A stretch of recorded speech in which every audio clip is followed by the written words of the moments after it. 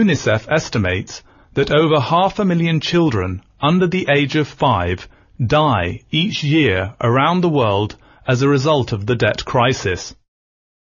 But as we've seen, it's not the debt that's the problem, it's the compounding interest. Now, how would Islamic finance handle things differently? Using the $5 billion example, Islamic banks could provide $5 billion of financing for infrastructure, literacy, healthcare, or sanitation programs, to name a few. An Islamic bank could have arranged for the $4 billion construction of a natural gas pipeline and delivered it to Nigeria for $5 billion using an istisna.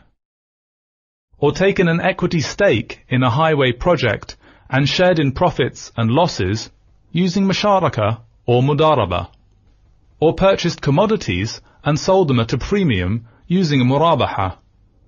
Or structured a project financing using an ijara sukuk.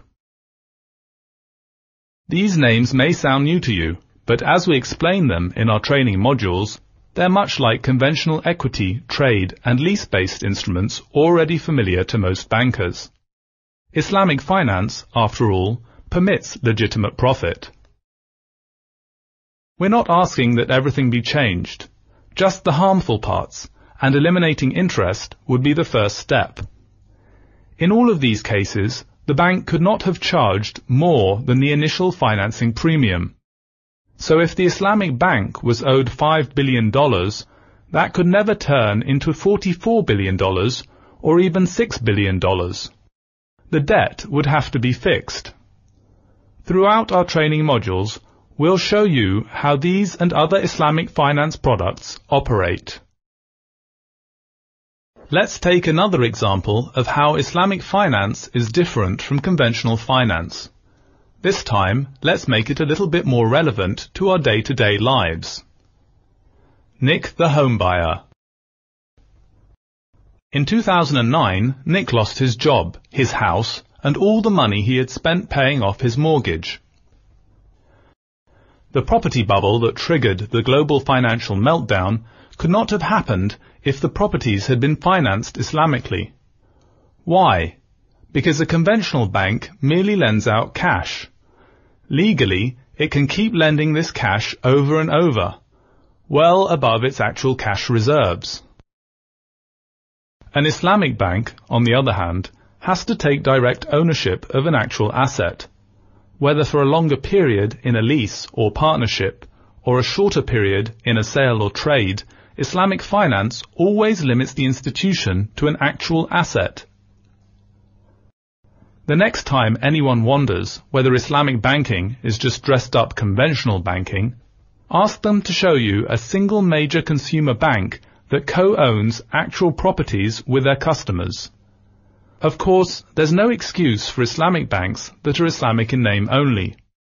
But if the transaction complies with internationally recognized standards like AAOIFI, for instance, then there's no reason for it to have the many side effects associated with interest-based banking. To provide just one example of how Islamic banks get directly involved in asset purchases, let's look at how a diminishing musharaka works. The word musharaka refers to a partnership in Islamic finance. And it's called a diminishing musharaka because the bank's equity keeps decreasing throughout the tenor of the financing, while the client's ownership keeps increasing through a series of equity purchases. Eventually, the client becomes the sole owner.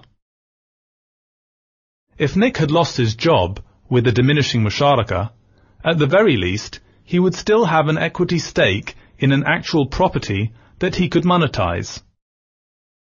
Pay close attention to this example, because this is something you may want to suggest to your own local bank. There's no reason why they can't do it. We've kept all the numbers and calculations very simple and straightforward for illustration purposes. Let's take a $220,000 house. And let's say the customer puts down $20,000 and finances the remaining $200,000 from the Islamic bank. Let's also say that the financing lasts 20 years and the bank sets a 5% profit rate. For the sake of simplicity, we'll make it 20 annual repayments. In the first column, we have the year. In the second column, we have the home buyer's equity purchase, which is how much the buyer pays every year for buying the property's actual equity. It's his way of increasing his ownership in the property, while diminishing the bank's ownership, shown in the third column. The fourth column, called rent, is what the home buyer pays the bank for that portion of the property he doesn't yet own, a number that keeps decreasing as the bank's share also decreases. The final column shows what the home buyer pays in total every year. Let's explain to you how we got these numbers and how simple it is for most banks to put this together with just the will to take real ownership of an asset. Let's go through each column one by one.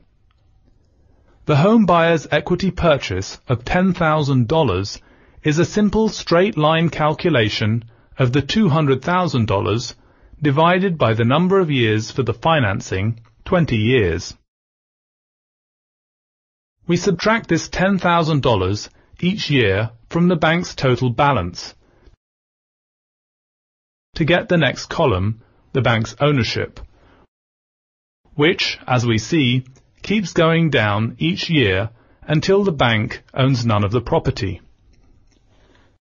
Next, we calculate the home buyer's rent. This is equal to the bank's ownership for that period multiplied by the bank's profit rate. This number also keeps declining each year because as the bank's ownership declines, so does the home buyer's rent. Lastly, we calculate the home buyer's total annual payment. This is simply the home buyer's equity purchase plus his rent. This number also keeps declining each year until the home buyer eventually becomes the home owner. At no time does the home buyer pay any interest, and certainly at no time does any payment compound. The home buyer just pays for two things: the house in small payments, little by little, and the rent for the portion of the house he doesn't yet own. This simple structure is something that just about any conventional bank can offer today. It takes a leap of faith for banks accustomed to all-cash, interest-based lending to suddenly become direct stakeholders in property. But as the growth of Islamic banking shows, these concerns are misplaced. Call it Islamic finance, ethical finance, or conventional finance. When a bank takes real ownership of an asset, economies don't fall apart like a house of cards.